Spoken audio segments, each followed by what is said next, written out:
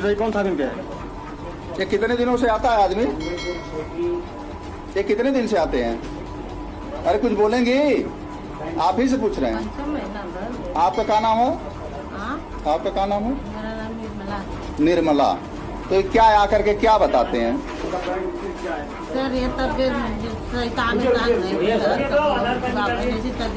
खराब रहा। हाँ ये ओझा हमें नहीं, बस वही विश्वास कर विश्वास करने की वजह से आप जैसे भोले भाले लोगों को ये अपना बनाता है, मुहारा बनाता है। और ये कौन सी किताब पढ़ा रहा है आप लोगों को पता है? कौन सी किताब है? बाइबिल है ना। बाइबिल माने क्या होता है मालूम है? ईसाई बना रहे हैं। क्या बना रहे हैं? सर यहाँ पर कोई ईसाई नहीं बना रहा है। आप बोलने के बोल क्या ये बाइबिल से क्या सिखा रहे हैं? बाइबिल से वही पूछ रहे हैं। आप क्या सिखा रहे हैं? आप ही बताइए। क्या सिखा रहे तो जी जय श्री तक में आप सभी का बहुत बहुत स्वागत करता हूं। मैं मानचंद भारती। आज बात करने वाला हूं उत्तर प्रदेश के आजमगढ़ में इसलिए बात करने वाला हूं, हालांकि आपने वीडियो देख लिया होगा, अच्छी तरीके से सुन लिया होगा, लेकिन आज हम ये बताना चाहते हैं आपको, जो मनुवादी लोग हैं और जो हमारे देश की, भारत देश की जो मीडिया है, एक तरफ तो कहती है कि संविधान में धार्मिक स्वतंत्रता दी गई है, अपने स्वयं की इच्छा के अनुसार लोग अपने धर्म में जो जिसको अच्छा लगता है, जिसमें जिसको चंगाई मिलती है, वो जा सकता है। लेकिन वहीं पर जब ईसाई समुदाय की बात आती है, प्रभु यीशु मसीह की बात आती है, तो मीडिया वाले क्या कहेंगे? आप लोग भोले हैं। जब कोई व्यक्ति ये बता रहा होता है कि मैंने अपने स्वयं की इच्छा के अनुसार प्रभु यीशु मसीह को ग्रहण किया, तो उससे ये क्या शब्द पूछते हैं, सवाल पूछते हैं कि आप तो भोले हैं, आप नहीं जानते कि आप कौन सी पुस्तक पढ़ रहे हैं, कौन सी बाइबल पढ़ रहे हैं, ये आपको ईसाई बना रहे हैं।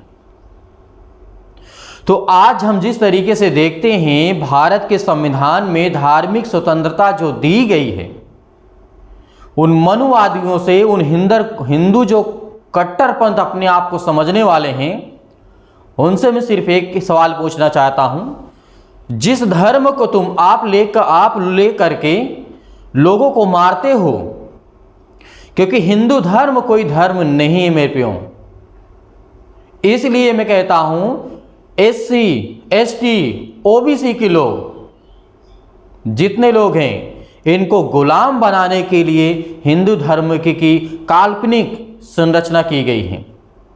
क्योंकि OBC, SC, ST यहाँ पर जो व्यक्ति हैं, ये भारत के मूल निवासी हैं मेरे प्यो। ये बात सत्य है, जान लीजिए। और हिंदू धर्म का कोई अस्तित्व नहीं है। इन्होंने तो पहले लोगों को, जब यहाँ पर ब्राह्मण लोग आए, यहाँ पर जब पंडित लोग आए, तो यहाँ के भोले भाले लोगों को आपने बहला फुसला करके हिंदू धर्म का ठप्पा लगा दिया है। हिंदू धर्म का ठप्पा आपने लगाया है। यहाँ पे क्रिश्चियन लोग नहीं लगाते हैं। आज से नहीं, सदियों से, जब से ब्राह्मण आए, इन्होंने 6656 जातियों में हमारे OBC, SC, ST के लोगों को बांटा है। आज ये अपने धर्म को बचाने के लिए मोहन भागवत को मैं चेतावनी देता हूं और चैलेंज करता हूं कि जो सबसे बड़ा RSS का बैठा हुआ है, अध्यक्ष है, क्योंकि मनु स्मृति को जब हम पढ़ते हैं, हालांकि आजकल उसको सुधार किया जा रहा है, लेकिन उसकी ओरिजिनल कॉपी भी है। बदलिए। मनुस्मृति के द्वारा रामायण में जब आप पढ़ेंगे, जो राम का गाते हैं कि राम का जन्म हुआ है अयोध्या में, अयोध्या का इतिहास आप जानते हैं मेरे प्रियो। हिंदू धर्म का कोई अस्तित्व नहीं है। क्योंकि पुष्प शुंग मित्र का जो व्यक्ति था, ब्राह्मण था, उसने मौर्य वंश के बृहद्रथ को मार करके, 10वें को मार करके उसने साकेत नगरी को अयोध्या घोषित कर दिया था। और उसके बाद जो मनुस्मृति लिखी जाती है उसमें जब आप पढ़ेंगे और जब आप इंटर से लेकर के निचले स्तर पर जग जाएंगे तो आपको इतिहास में राम का शब्द नहीं मिलेगा, पुष्प शुंग मित्र का मिलेगा।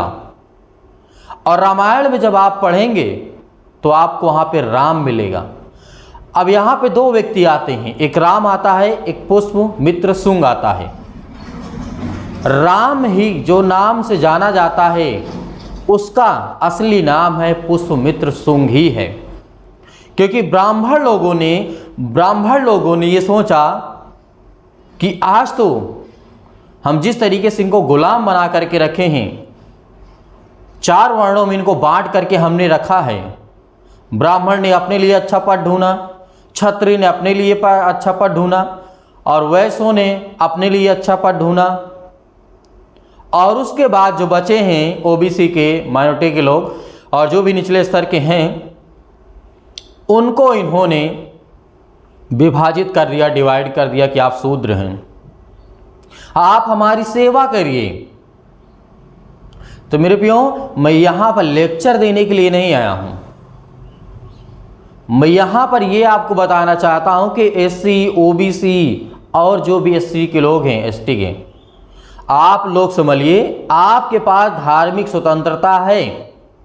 मनु आदि जितने भी धार्मिक ग्रंथ हैं, पुराण हैं, वेद हैं, जो भी कुछ है आपको, उसमें भी आपको कभी भी कहीं भी राम का शब्द नहीं मिलेगा पढ़ने को मेरे प्रियो। क्योंकि ये अपने द्वारा रच करके काल्पनिक कथा बना करके लोगों के सामने प्रेजेंट किया, और आज से नहीं।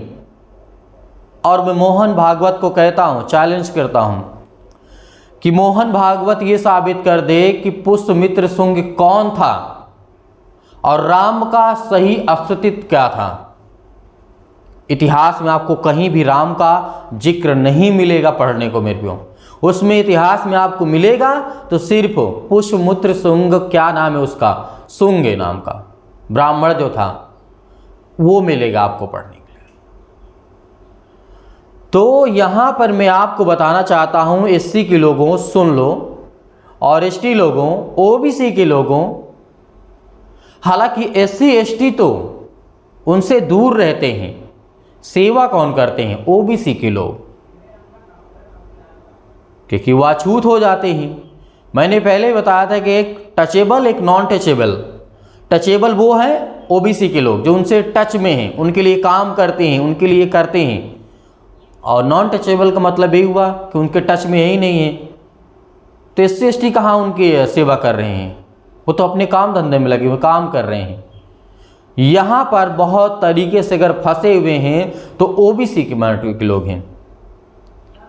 तो मैं कभी आने वाले समय में आपको वीडियो बताऊंगा कि राम का अस्तित्व था या फिर नहीं था, सबूत के द्वारा पेश करूंगा आपके सामने में। लेकिन जिस तरीके से मैं कहता हूं कि आज हमारे मसीह भाई बहनों को सताया जा रहा है, आज उनको परेशान किया जा रहा है, वो ब्राह्मण जो 3% लोग भी नहीं हैं, वो आज हमारे देश के लिए, आज हमारे समुदाय के लिए ऐसा गलत काम करते हैं। तो